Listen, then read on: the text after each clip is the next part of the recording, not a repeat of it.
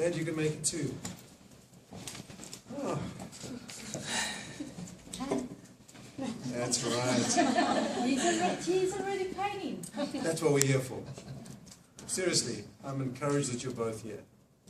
And as you know, I had a word with each of you before today's meeting. Remember, Sandra, you came to speak to me and said that you'd like to have a meeting with NEPA about your working relationship and how things, just to be blunt, how things could be improved for the future. And I suggested it would be a good idea for me to ask NEPA to see if she was willing, and I reached out to her and she said she was, and I got back to you and told you, and we convened today's meeting. So I'm really encouraged because I know that if the two of you are going to work something out, you have to come together and sit and talk, and that's what we're here for, and I'm here to support both of you. I want to really make that clear, is that my intention is not to take sides, but to support both of you to have a robust conversation about whatever it may have been that has happened, the two of you want to address, and to see what solutions you can come up with that feel good for both of you. What that's going to involve is each of you are going to have a chance to share your perspective, and because, Sandra, you came to me first, I'm going to start with you. Now, I just want to say, I have to start somewhere. I can't say, I'll listen to you in this year and you in that one. So we have to start somewhere, and the rule of thumb or the norm that I follow is to start with the person that contacted me first. Now, if there's some reason why that wouldn't make sense, we can certainly talk about that, but in the absence of that, that's what I'd like to suggest. So, Sandra, you'll have a chance to share your perspective.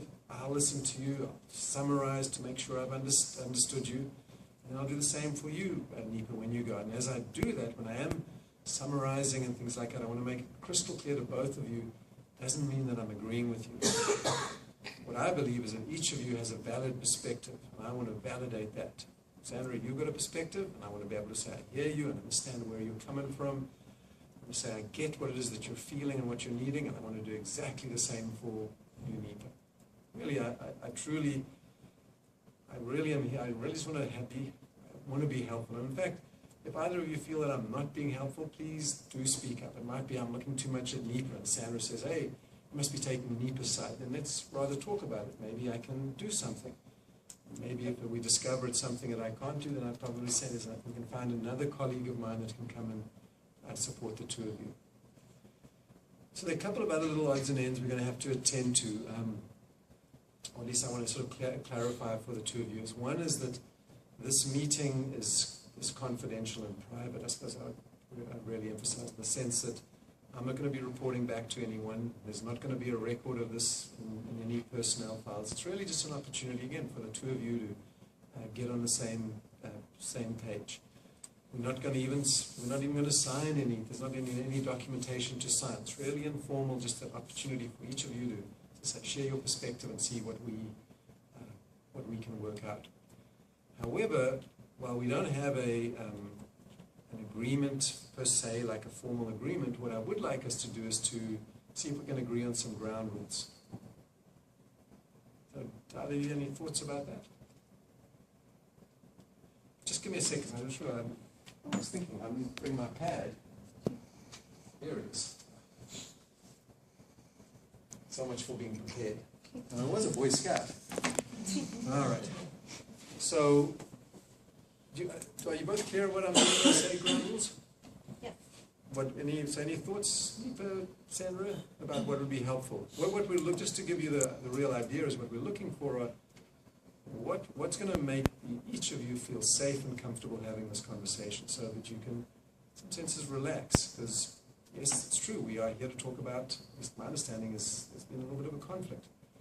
And I don't want things to get any worse, and I want you both to feel safe and in good hands here. So knowing how we're going to interact can be a source of comfort, and it also enables me to hold you to that. Like, for example, why don't you guys share any thoughts that you have about what you would like to see by way of ground rules?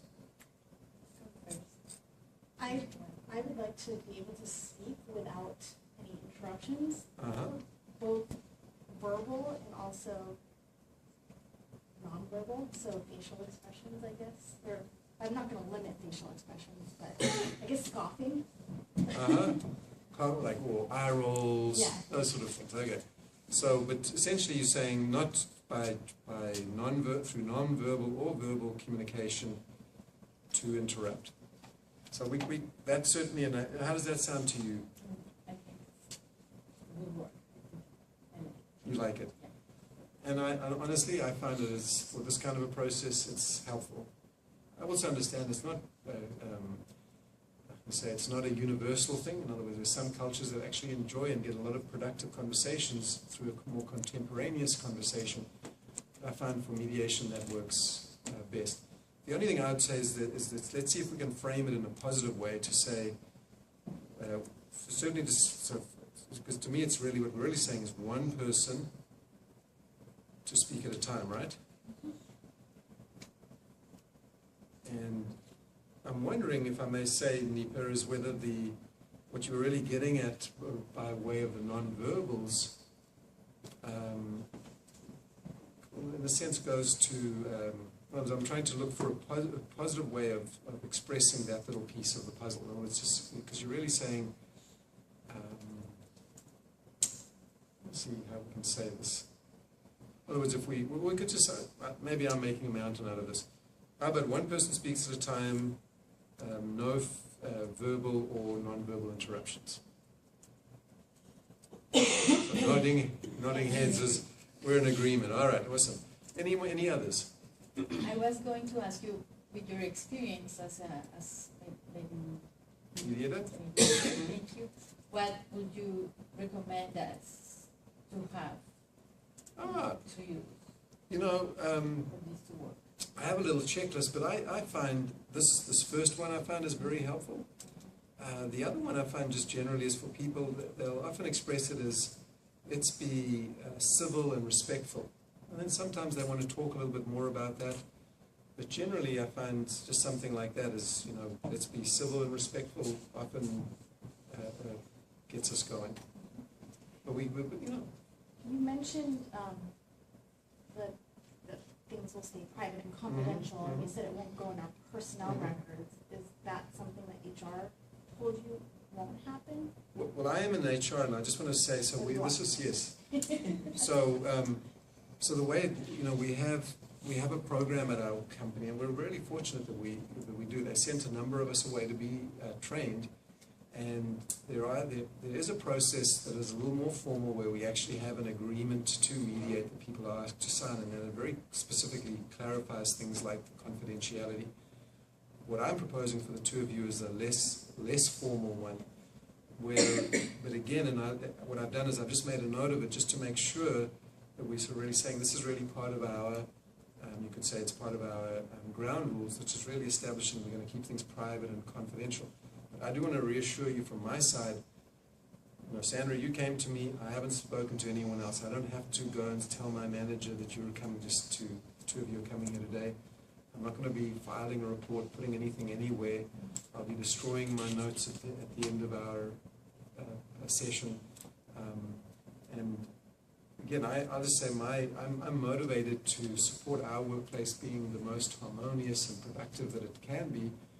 And I know that imagine that if I breached the trust of the two of you, and in a sense you're both putting your trust in my hands today to work with me, and you later discovered that I had betrayed that, what do you think that would do to my reputation at this place of work? You would talk about it, and honestly, I'm really motivated to do more of this. I'm actually hoping, and I'm quite honest, is that the two of you will work something out.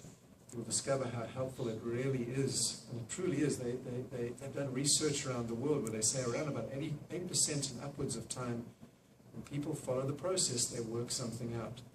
And to me, this is so much better to give the two of you an opportunity early on to see what you can do about the situation, rather than having to go through some of those more traditional processes where you have to go and complain, and there's a whole investigation, and they separate you, and then they try and do the like the right and wrong thing. And I want to say, this is not fact-finding. It's not a punitive process. There's not going to be any ruling, determination, none of that. It's not about right or wrong, none of that. It's just about an opportunity for each of you to say, I'm a human, I'm called Sandra.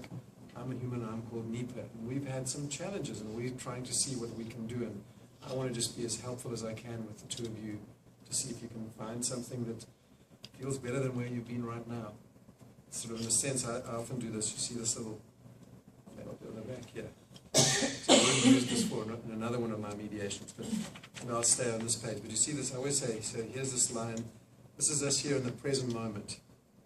This is the past. There's the future.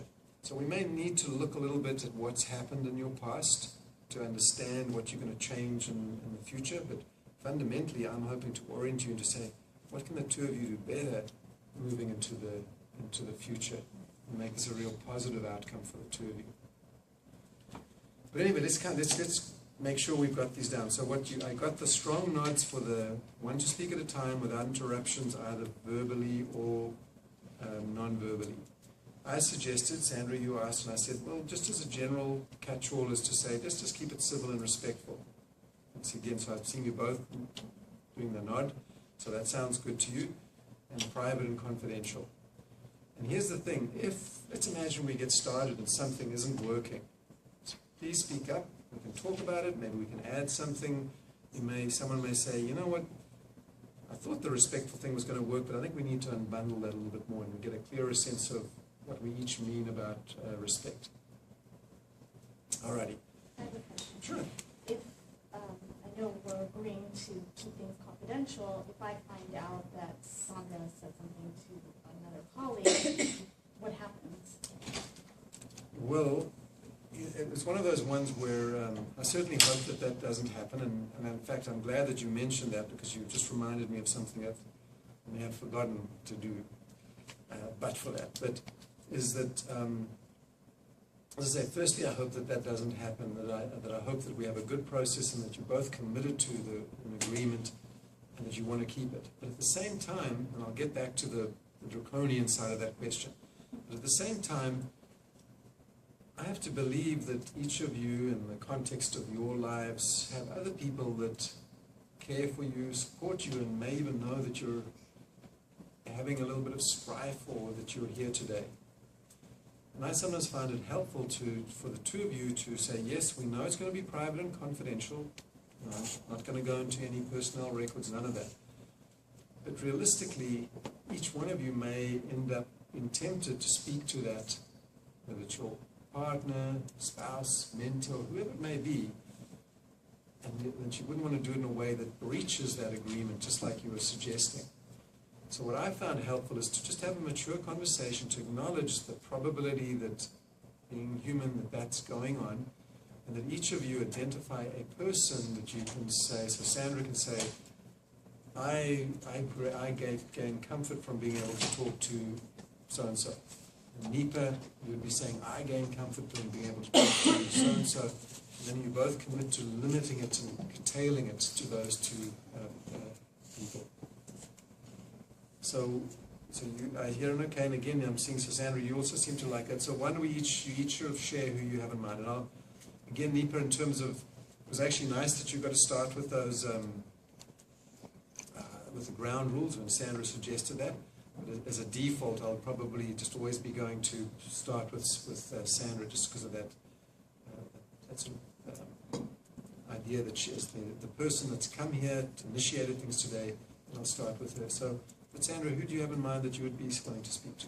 With my sister. Your sister? She's in Colombia, so she will be, it's fine for you.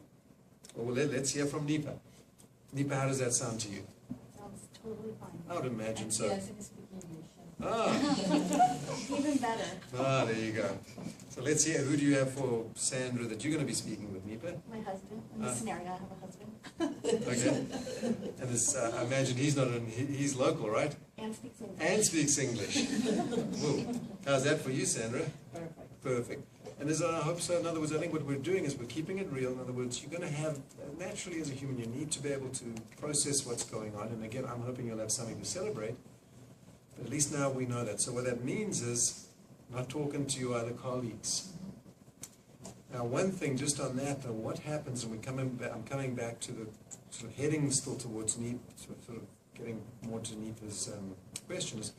What are you each going to do if, imagine when we end here, you know, I know we're in a different part of the building to where your department is, but just chance someone else from your department is meeting with one of my colleagues, and they see the two of you leaving my office together.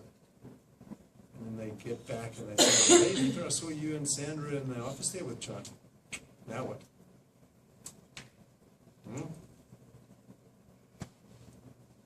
So here, I have you asked for I'm going to give us I'm going to just float an idea, something for you to think about. Typically this comes up more as part of the actual agreements that you may reach. Is that over time I've observed that sometimes people will reach and they call them a little like a press release clause. In other words, they just agree and they say, look, if someone asks us, we're just going to say, yes, we had a meeting, thanks for asking, it was private and it went really well. Just something like that. So you each have in other words, you have an agreed short little line that you can basically say. But again, I would say that's going to apply as being part of the agreements that I hope that you get out. So I'm just going to make a little note of that, just to check in with you later on as we're getting towards the end, and hopefully you're reaching an agreement to see whether we want to have what I call that little press release clause. And then you can also decide exactly what that wording would be, but I think that can be helpful. Now to answer your real question, which is really to say there isn't really a lot that would be done. In other words, it's not something other than that there'll be a loss of trust, would erode your relationship, might lead to an escalation of things, it might lead to more tension and unhappiness. But again, because we're doing it in such an informal way, there wouldn't be any agreement to be able to say you did that. I suppose so. That's there wouldn't be like a major sanction in the sense of someone getting into trouble. So again, what I would say though, this process really runs and works on the two of you showing up in a mature and willing way to give it your best shot, to see what you can do, and to see if you can work something out. And what that is going to require is each of you to share candidly your perspective. Actually, that's where we're going to go. And I got a little confused, Sandra. Did we establish that you were going to go first? Yes. We did. Okay. My bad for that. When I was teaching a class and we're just doing this, and I got a little confused as to whether we'd done it. So we know you're doing it. So you're going to go first. And you'll have an opportunity to say, you'll share your perspective, I'll do some summarizing to make sure I understand you. Then Nipa, we may go back to you. I'm hoping that based on this conversation, we'll get a good understanding of both what you're feeling, but also what you're needing. And just when it comes to that feeling, what I'm really trying to do is to legitimize the expression of your emotions. And I'll tell you, Michael giggling in, why it's so important is I often think of, when you have as a human, when you have what's called a puncture wound, like imagine you fell on a stake and you have a wound that looks like that. And that doesn't look nice. Maybe it looks a little too big, but bear with me with this one. My concern always